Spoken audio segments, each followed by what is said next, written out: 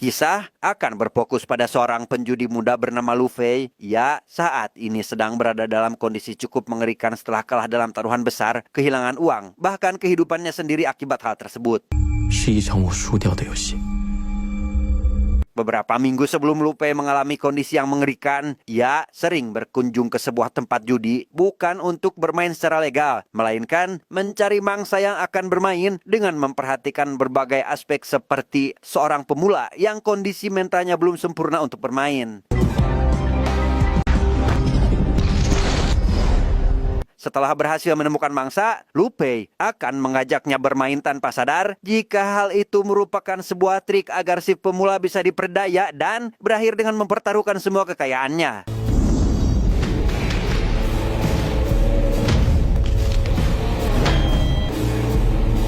Rupanya di balik kejahatannya itu, Lu Fei merupakan seorang anak yang berbakti. Ia menggunakan uang yang didapatnya untuk mengobati ibunya yang sakit, di mana si ibu saat ini memerlukan donor darah yang harganya sangat mahal sekali.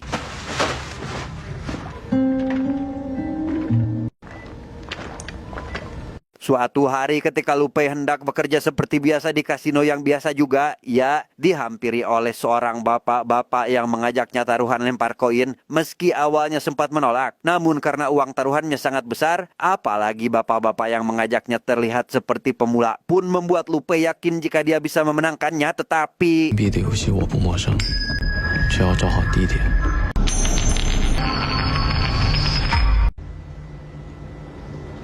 rupanya si bapak tua itu adalah pemilik dari kasino tempat Lu Fei bekerja bernama Tuan Qin, yang sebelum pergi meninggalkannya, si bapak itu memberikan Lu Fei 7 hari untuk melunasi semua hutangnya dan meminta semua pihak keamanan untuk melarang Lu Fei kembali ke tempatnya. 100万，给你7天时间。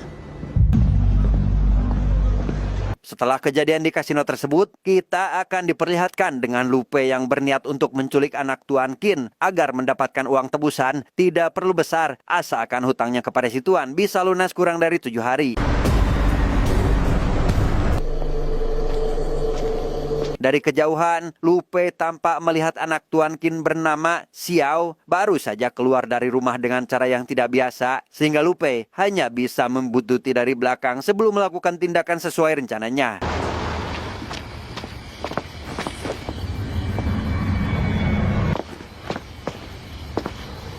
Alih-alih berhasil menangkap Xiao, Lu Fei malah hampir mati oleh Xiao itu sendiri. Yang bukannya membunuh orang yang akan menculiknya, Xiao malah mengajaknya makan di sebuah restoran yang buka selama 24 jam. 认识，朋友。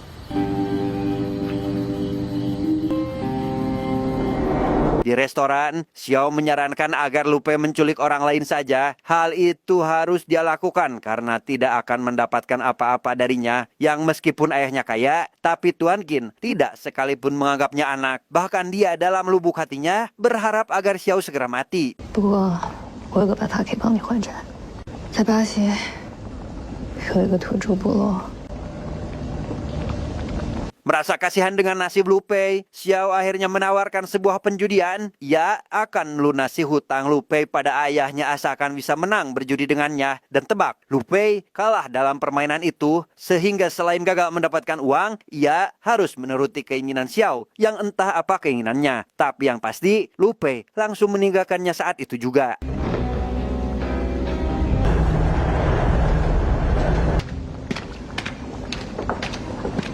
Setibanya di rumah, Lu Fei rupanya diikuti oleh Xiao yang memohon agar dibiarkan menginap selama 1 malam, di mana Lu Fei mengizinkan asal Xiao tetap bersikap baik dan tak menyentuh barangnya tanpa izin.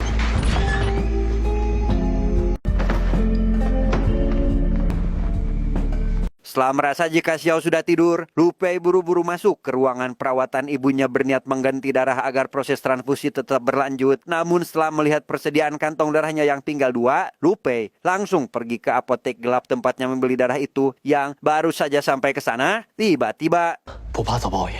现在血越来越难搞啊，觉得不合适，去别的地方买啊。 ya, Lu Fei ternyata diculik oleh Tuan Qin. Ia diancam agar segera melunasi hutangnya sebelum tanggal jatuh tempo. Dan jika sampai akhir tidak bisa mengembalikannya, maka Tuan Qin akan menjual semua organ dalamnya ke pasar gelap.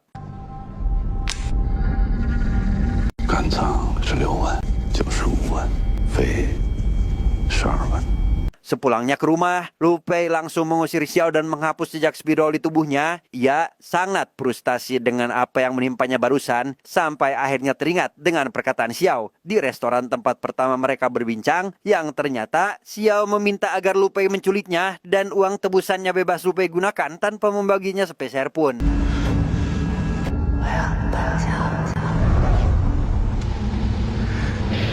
Lu Pei yang tidak punya pilihan lain akhirnya menyuruh Xiao untuk kembali masuk. Ia menyetujui tentang penculikan yang Xiao sarankan, di mana mereka langsung membuat skema agar seolah-olah penculikan itu benar-benar terjadi. 首先，我们要让秦海培相信他的女儿被绑架了，直接给他打电话不就行？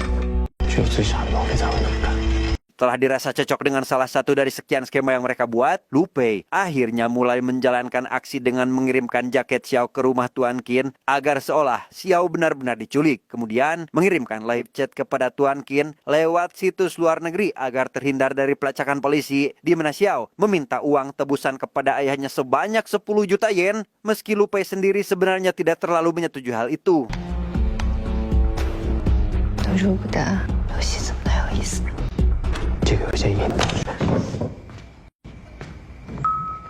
Sekedar penasaran, Lu Pei bertanya kepada Xiao terkait alasan kenapa dia sampai bertindak sejauh ini, di mana Xiao menjelaskan jika dirinya hanya ingin menjadi seorang anak yang disayangi oleh orang tuanya, bisa bebas melakukan apa saja yang dia inginkan, tidak terkurung di dalam rumah seperti burung Lu Pei yang saat ini terkurung di dalam sangkar. 我死了又有什么区别？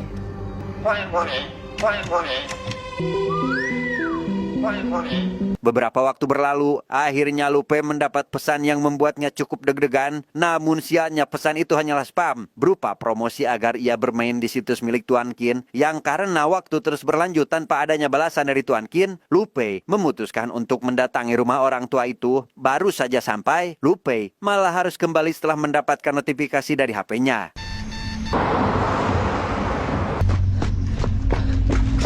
Sesampainya di rumah, ia langsung melihat si ibu yang untungnya baik-baik saja. Yang selain merasa senang dengan hal itu, Lu Pei juga diberi sebuah kejutan berupa masakan enak dari daging segar yang ternyata adalah hewan peliharaannya sendiri. 尝尝。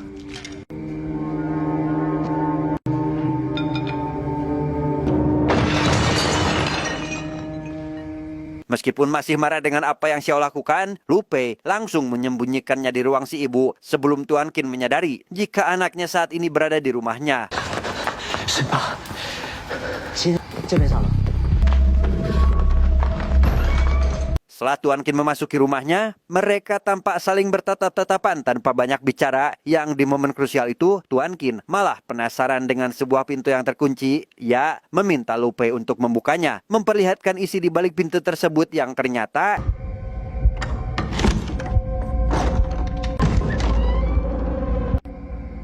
Setelah orang yang paling dibencinya pergi, Lu Pei langsung mendatangi Xiao untuk mengajaknya keluar. Yang alangkah terkejutnya Lu Pei ketika melihat si ibu yang sudah tergeletak di lantai dengan kakinya yang berdarah. 大长，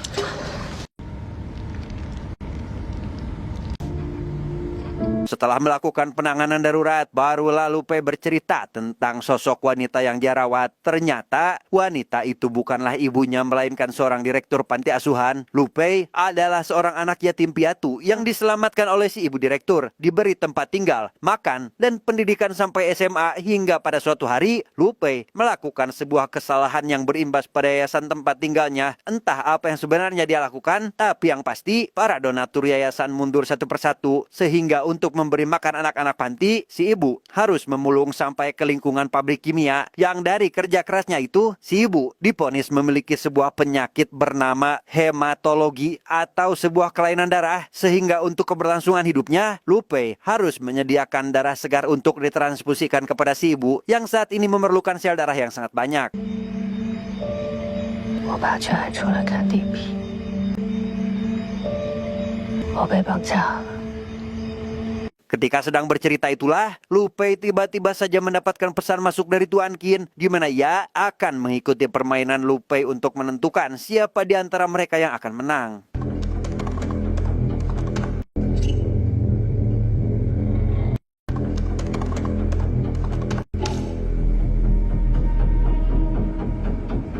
Setelah kontekan itu selesai, Xiao teringat dengan pesan terakhir yang dia kirimkan kepada temannya di kota sebelah. Rupanya, sebelum pergi ke tempat Lu Pei, Xiao berniat untuk numpang di rumah temannya. Namun karena tidak mendapatkan jawaban, sekaligus uang dan baterai HP-nya habis, Xiao memutuskan untuk pergi ke tempat Lu Pei, sehingga dengan adanya pesan tersebut, polisi bisa saja menemui teman Xiao yang besar kemungkinan akan melaporkan hal itu kepada polisi setelah tahu jika saat ini temannya sedang diculik, di mana hal itu akan langsung mengungkap kebohongan mereka berdua tentang penculikan tersebut. 你有大家要是为什么要来我家？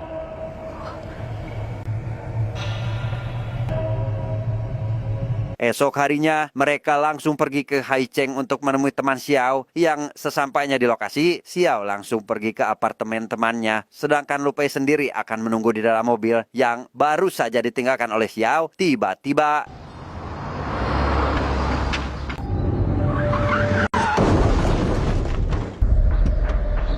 tepat setelah si pemilik mobil yang menabraknya menggedor mobil Lu Pei untuk meminta maaf, seorang polisi juga datang untuk membantu si ibu meminta maaf, di mana Lu Pei langsung berpura-pura menelepon dengan seorang dan menghiraukan mereka berdua demi menyusul Xiao yang juga sudah selesai dengan urusannya. 跟我走。 Lu Pei segera membawa Xiao ke sebuah hotel yang tak jauh dari tempat itu. Ia langsung menyuruh Xiao untuk mengirimkan sebuah pesan yang dibumbui sedikit drama agar seolah-olah benar-benar diculik. Hal itu dia lakukan karena mendapat pesan dari Tuan Qin yang ingin mengetahui jika anaknya baik-baik saja. 我想家。 Setelah mendapatkan pesan itulah, Tuan Qin akhirnya mulai luluh dan memintanya menjaga Xiao agar tetap baik-baik saja, di mana Tuan Qin akan menuruti apa yang dia inginkan asalkan anaknya tidak kenapa-napa. 不要伤害他，我会按你们说的做。 Selesai dengan Tuan Qin, Xiao mulai menggoda Lu Pei dengan bersandar di punggungnya, yang hal itu membuat Lu Pei sangat rapuh dan mulai menunjukkan jika dirinya sangat menyukai Xiao yang saat ini bersamanya. 能带我去密定山山顶待会儿吗？ Malam harinya, Lu Pei membawa Xiao ke Gunung Mingjin sesuai keinginannya. Ia hanya ingin mengenang kenangan masa kecilnya ketika dulu sang ayah mengajaknya ke gunung itu. Meski kenangan bersama sang ayah tidak seindah yang dibayangkan, tapi setidaknya dia masih memiliki sesuatu untuk dikenang. 自由自在。 Di sana, Xiao menanyakan tentang untuk apa uang yang nanti akan dia dapatkan. Lu Pei menjawab jika uang itu akan digunakan untuk keperluan pengobatan si ibu. Kemudian mencari sebuah obat ajaib berharap bisa menyembuhkannya. 如果我就想见你呢？ Di hari permainan, Lu Pei memberikan sebuah gelang pada Xiao untuk digunakan sebagai alat pelacak, di mana Xiao yang merasa khawatir pun menanyakan terkait apakah Lu Pei akan ikut ke Brazil setelah semua ini selesai, di mana Lu Pei tidak menolak dan menerima tawaran itu karena sejatinya dia tidak bisa pergi kemanapun mengingat si ibu yang membutuhkan perawatannya. 游戏开始。 Waktu permainan pun dimulai, Tuan Qin tampak sedang menyiapkan uang tebusan anaknya, di mana Lu Pei memberikan instruksi kepada Tuan Qin agar mengantarkan uangnya ke sebuah tempat bernama Haicheng. Meski terlihat sendiri, rupanya Tuan Qin dibuntuti oleh banyak sekali polisi yang meski begitu, Lu Pei tetap dengan rencananya karena sudah tidak bisa mundur lagi. Dan untuk lepas dari para polisi yang mengikuti Tuan Qin, rupanya Lu Pei sudah memiliki rencana yang teramat sangat sederhana namun sangat bekerja dengan baik.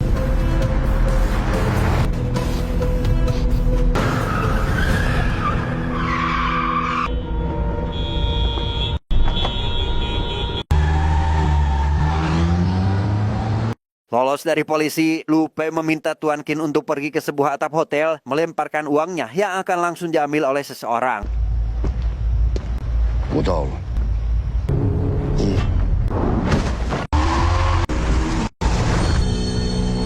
Rupanya yang mengambil uang tadi adalah Xiao itu sendiri, yang sesampainya ke tempat di mana Xiao dan Lu Pei bertemu, ada seorang yang mencela menghampiri mereka. Xiao tampak mengenal orang itu, begitupun sebaliknya yang bisa membuat rencana mereka berantakan.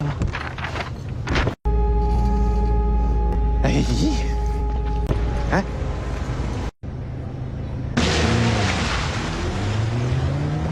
Setelah sampai di tempat aman, Lu Pei langsung mengikat kembali tangan Xiao dan menyuruhnya pergi ke supermarket untuk meminta tolong. Gelang yang kemarin dia pasangkan awalnya akan diambil kembali, tapi Xiao memilih untuk menyimpan gelang itu sebagai kenang-kenangan terakhir Lu Pei sebelum mereka benar-benar berpisah. 所以你还是只是把它当成一场游戏。不然呢？ Ketika di jalan pulang, Lu Pei malah kecelakaan. Ia juga mendapati ibunya sedang merangkak di lantai yang mungkin karena terjatuh. Di mana kesialan itu tidak berhenti di sana saja. Karena setelah membawa ibunya ke rumah sakit, Lu Pei malah mendapatkan kabar dari Tuan Qin tentang penemuan mayat Xiao di Gunung Mingjin. Sehingga selain kasus penculikan, kini Lu Pei harus berhadapan dengan kasus pembunuhan. Yang hal itu sudah dikonfirmasi oleh polisi. Sehingga Lu Pei tidak bisa mengelak meskipun bukan dia pelakunya. 你已经拿到钱了，为什么还要杀了他？ Ketika gambar Xiao di berita sudah dimunculkan, barulah dia sadar jika dirinya sudah ditipu. Entah apa motif si penipu yang sebenarnya dan siapa orang yang selama ini selalu bersamanya. Si ibu dinyatakan meninggal dunia ketika Lu Pei masih bingung dengan serangkaian kejadian yang menimpanya. Kematian si ibu membuat Lu Pei sangat terpukul. Ia melampiaskan amarahnya dengan mengacak-acak rumah, ditambah dengan sebuah rekaman dari si ibu beberapa saat sebelum dia meninggal dunia. 是院长拖累了你。 3 hari kemudian, Xiao datang ke tempat Lu Pei untuk meminta maaf atas apa yang terjadi. Lu Pei menanyakan siapa nama aslinya yang sebenarnya, di mana Xiao menjelaskan jika namanya adalah Xiao Wu, berbeda sedikit dengan nama adiknya yang terbunuh, yang karena sudah terlanjur dikenal dengan nama Xiao, maka akan kita teruskan saja toh namanya juga sama-sama ada Xiao-nya, sehingga kita akan tetap memanggilnya dengan nama Xiao. Di sana Xiao bercerita jika adiknya adalah penikmat bubuk terlarang yang suatu malam, sebagai kakak yang baik, Xiao merampas bubuk itu ketika adiknya masih ngeplay di dalam pemandian, yang karena si adik marah, ia mengancam sang kakak sampai mencekiknya untuk mengembalikan bubuk tersebut, di mana Tuan Qin yang kebetulan lewat langsung melerai mereka, tetapi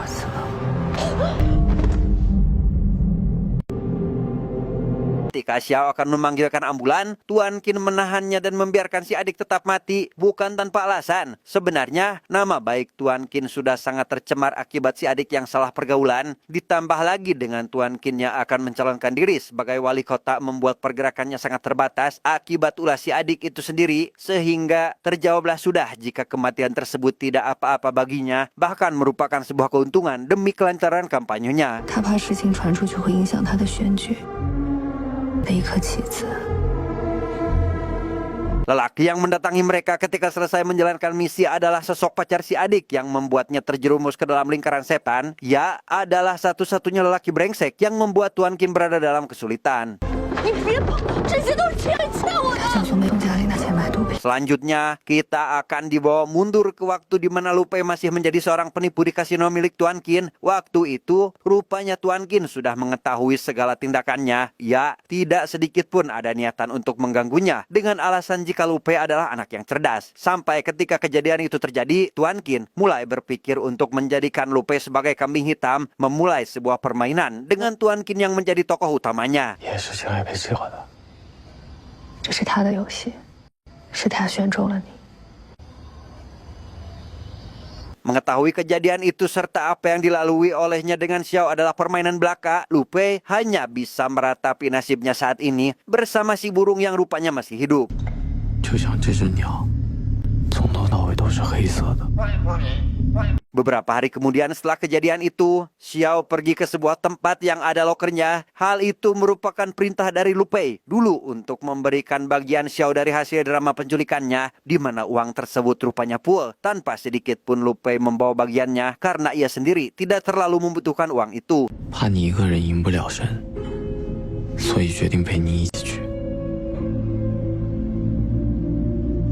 Lu Lu Pei diculik oleh Tuan Qin dan berniat membiarkannya pergi, di mana Lu Pei yang masih bingung dengan apa yang sebenarnya terjadi pun bertanya tentang bagaimana caranya Tuan Qin bisa menang. Qin menjawab jika sejak pertama kali bertemu, ia sudah menunjukkan sifat jahatnya kepada Lu Pei, membuat dia percaya jika Tuan Qin adalah orang yang jahat. Dan setelah Lu Pei mempercayainya secara penuh, Qin mulai memainkan peran sebagai penjahat sungguhan, sehingga Lu Pei yang terdesak pun malah menggali lubangnya sendiri, menumpukan setiap keahliannya, dan semakin terhanyut dalam drama tersebut. 都会让你更快的入局。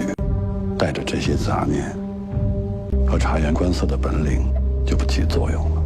Sebenarnya, Tuan Qin membiarkan Lu Pei kabur dengan membawa uang tebusan itu bersamanya, di mana Lu Pei malah menanyakan tentang kematian si ibu yang memang dia mati secara tidak wajar, dan Tuan Qin sendiri mengakui secara tidak langsung jika dialah pembunuhnya.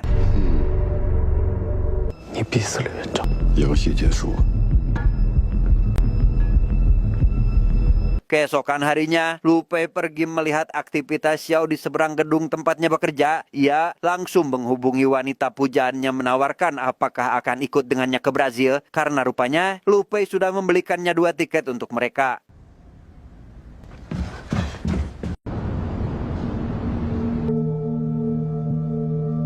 Sejak kejadian itu, Xiao mulai merenung tentang apa yang harus dia lakukan, di mana Xiao meyakinkan dirinya untuk tetap berangkat meninggalkan sang ayah dan kemewahannya saat ini hanya demi bersama Lu Pei, orang yang sangat dia sukai sejak pandangan yang pertama. 所以决定陪你一起去。 Sementara itu, Tuan Qin yang sedang dimintai keterangan oleh polisi terkait penculikan anak bungsunya malah mendapatkan telepon yang menyatakan jika anak keduanya juga diculik, di mana ia langsung berasumsi jika penculiknya adalah Lu Pei yang ingin balas dendam, sehingga Tuan Qin langsung menghubungi Lu Pei untuk kembali berjudi lempar koin dengan Lu Pei yang kali ini menjadikan kepala sebagai pilihannya. 秦老板，这次硬币游戏，我才花。 Xiao sendiri tidak menemukan keberadaan Lu Pei di bandara, yang setelah mengingat gelang pelacaknya, ia mendapati Lu Pei sedang berada di sebuah hotel dan langsung menyusulnya saat itu juga. Xiao mendapati Lu Pei dan ayahnya berada di tempat yang sama, di mana ia memilih untuk menyusul lelaki pujaan hatinya dan langsung ambek-ambekan setelah merasa jika dirinya dibohongi. 就在不久前，我刚喝下你为我准备的红酒。怎么？现在是在报复我吗？ Mengetahui jika Lu Pei masih menjalankan permainan dengan ayahnya, Xiao memberitahu jika saat ini ayahnya sedang bersama polisi datang ke tempat ini, di mana Xiao tak menyadari jika memang kejadian ini sudah Lu Pei perhitungkan sejak awal. Dan tebak apa yang akan terjadi? 我爸现在已经带着警察上来了。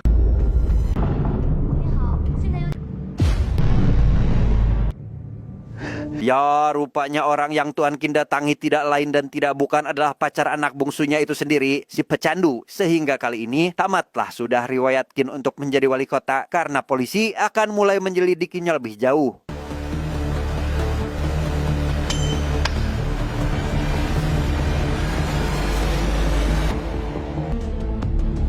Dengan kesuksesannya itulah, Lu Pei akhirnya berhasil bernapas lega karena telah berhasil membalas kematian si ibu, di mana Xiao tidak menyukai apa yang Lu Pei lakukan. Yang meski begitu, rasa cinta mereka berdua membuat Xiao kembali luluh dan memutuskan untuk tetap pergi bersama Lu Pei ke Brazil. 我说，只是晚一点。 Tamat, ending yang sangat membagongkan.